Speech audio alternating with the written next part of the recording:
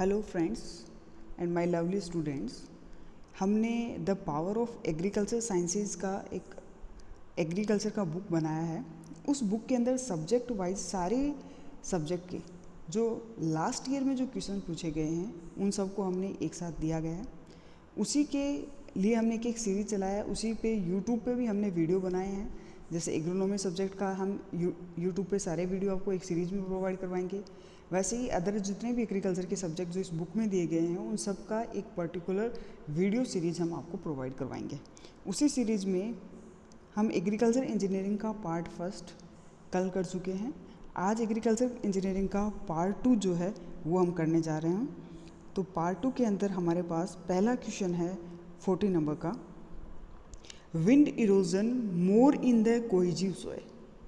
ये बोल रहा है कि कोहेसिव मतलब जिसमें वाटर कंटेंट हाई है, जो आपकी गीली और चिपचिपी मिट्टी है क्ले वाली जिसमें कंटेंट वाटर हाई है, क्या उसमें विंड इरोजन हो सकता है? नहीं हो सकता उसमें विंड इरोजन, क्योंकि उसमें तो पानी है। तो इसमें आ जाएगा फॉल्स। विंड इरोजन के लिए सैंडी टेक्सचर वाली आपकी सॉइल चाहिए जो ड्राई सॉइल होती है। नेक्स्ट क्वेश्चन है कि class third land of LUCCR। Class third जो लैंड होती है आपकी वो किस टाइप की है? क्लास थर्ड में आप क्या कर सकते हो? मॉडरेटली गुड फॉर कल्टीवेशन कर सकते हो। आपकी क्लास फर्स्ट से लेके फोर्थ तक क्लास कल्टीवेशन के लिए होती है। फर्स्ट क्लास के अंदर आपको विदाउट लिमिटेशन आप कल्टीवेशन कर सकते हो।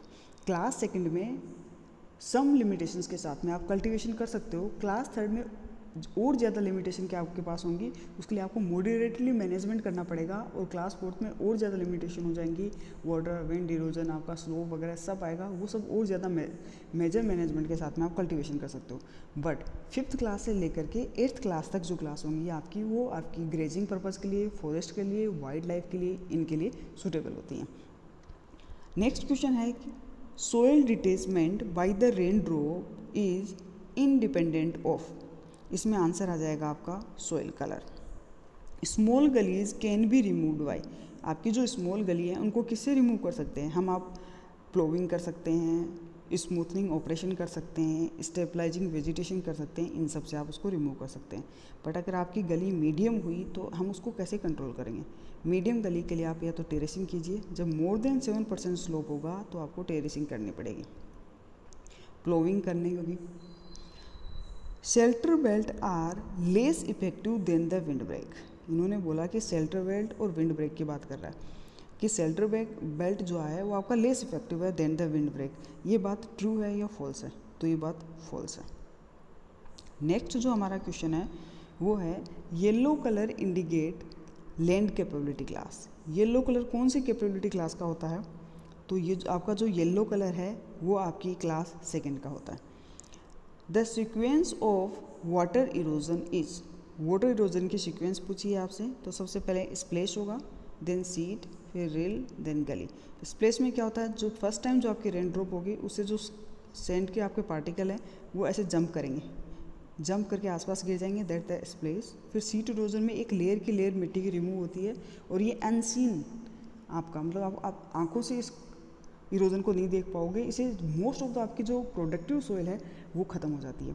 फिर रिल होती है, इसमें नालियाँ सी बन जाती हैं छोटी छोटी, और गली है उसमें बड़े बड़े खड्डे से बन जाएंगे, वो गली इरोजन होता है।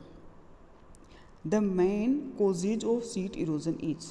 जो आपका सीट इरोजन है उसका मेन कोजेज क्या है? जो आपका सीट इरोजन है उसका मेन कोजेज है rain drop splash.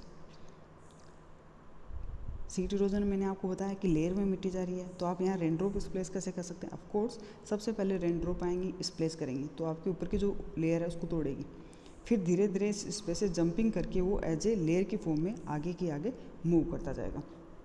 The drop spillway are constructed at the depth height. Drop spillway कितने हाइट तक आप करोगे? तो उसके लिए आएगा more than 3 feet. Soil conservation means, soil conservation का क्या मतलब है? सोइल कंजर्वेशन का मतलब है कि prevention of spread of desert, to check the soil erosion by the wind and rain, to check the soil erosion by the afforestation. Next हमारा question जो है वो है कि मल्चिंग हेल्प इन। मल्चिंग आपका किस में हेल्प करेगा? मल्चिंग आपका मॉइस्चर कंजर्वेशन में करेगा। मल्चिंग होता क्या है? जैसे आपका जो सोइल है, मिट्टी है, उसके आप ऊपर आपने घास फूस से उसको ढक दिया, पॉलीथीन से आपने इसको कवर कर दिया, तो वो कवर हो गया। तो उसके बाद में क्या है, मॉइस्चर कंजर्व, जो वेपोराइजेशन के थ्रू जो वाटर ऊपर जाएगा वो वाटर नहीं जा पाएगा, वो कवर कर रखा है, तो मॉइस्चर कंजर्वेशन का काम करता है। USLE estimate the soil loss in the unit of, USLE soil loss को कौन सी यूनिट में मेजर करता है, तो आपका टन पर हेक्टेयर ईयर में भी निकाल सकता है, टन ईयर पर हेक्टेयर में, टन पर एकड़ में, ये सारी की सारी यूनिट यूज करता है। काजरी कहाँ लोकेटेड है, काजरी आपका एरिड जोन रिसर्च इंस्टीट्यूट है, central arid zone research institute, जो कि आपके जोधपुर में स्थित है। The disc diameter of the light disc harrow is ranged between, आपका जो लाइट डिस्क हेरो है उसका डिस्क डायमीटर कितनी रेंज के बीच में होगा, तो 20 से लेके 30 सेंटीमीटर की रेंज में होगा। नेक्स्ट आपका क्वेश्चन है वो इन्होंने पूछा है कि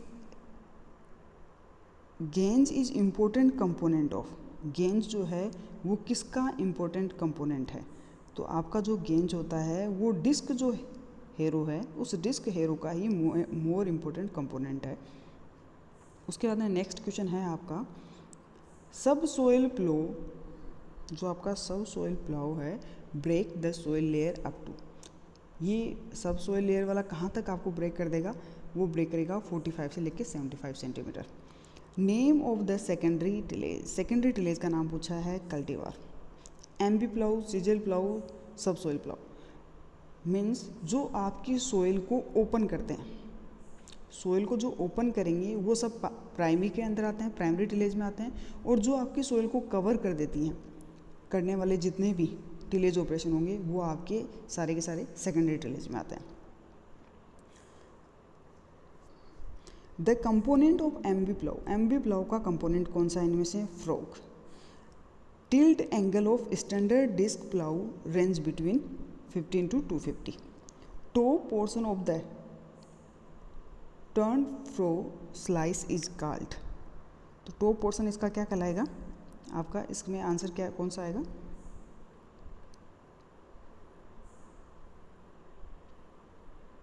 इसका टॉप फ्लो आपका कहलाएगा क्राउन।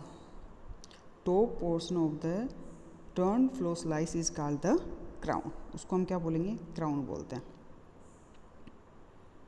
नेक्स्ट क्वेश्चन है आपका इसके अंदर the type of mould board which have long and gentle curvature, तो वो आ जाएगा सोड या ब्रेकर टाइप। सोड या ब्रेकर टाइप का जो मोल्ड बोर्ड होता है उसमें लॉन्ग व जेंटल कर्वेचर पाया जाता है। The ratio of field capacity and the theoretical field capacity, इन दोनों का रेशियो आपका क्या कहलाएगा, field efficiency. Draft depends upon, आपका जो ड्राफ्ट है वो किस पे डिपेंड करेगा, इन सभी फैक्टर पे, sharpness of cutting edges, working speed, working depth, इन सब पे।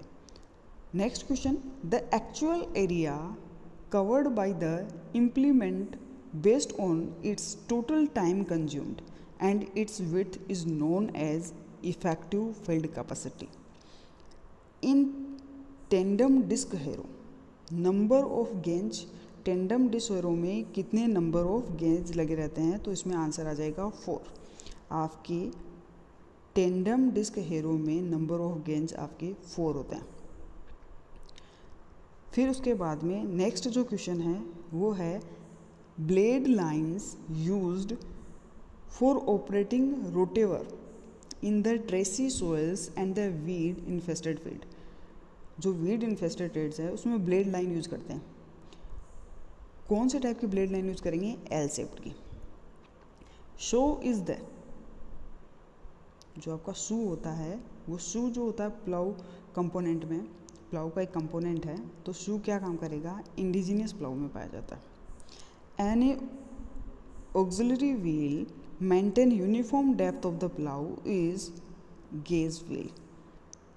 Primary function of the cultivar, आपका जो कल्टीवार है उस कल्टीवार का प्राइमरी फंक्शन क्या है, उसका प्राइमरी फंक्शन ये है कि डिस्ट्रैक्शन ऑफ वेट,